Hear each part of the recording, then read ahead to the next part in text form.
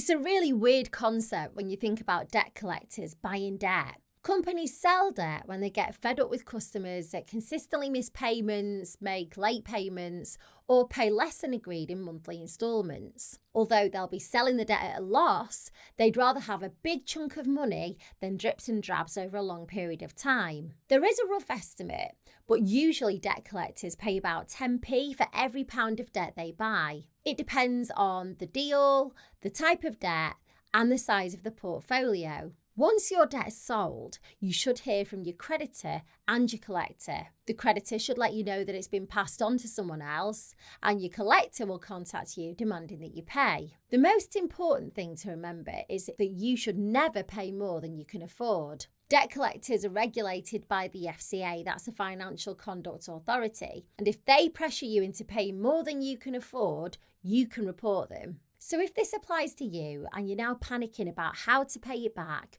don't worry. There are lots of options available to you, which I'll run through in a moment. If you're contacted by a debt collector, here's what you need to do.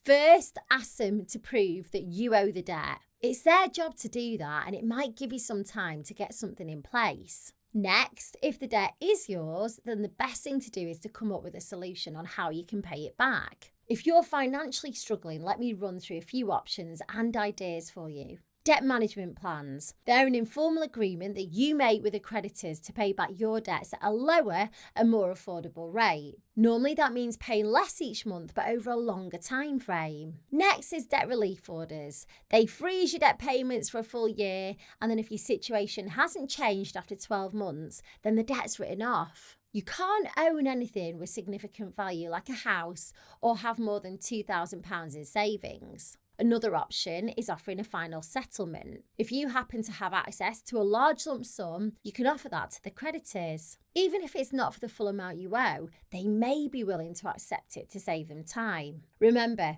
they probably bought your debt for a lot less than it's worth, so even paying 50% back might be enticing to them. Equally, though, it may be refused, and ultimately the decision is up to them. Individual voluntary arrangements are another way to deal with your debt. It's a formal agreement between you and your creditors to reduce your payments to one simple payment each month.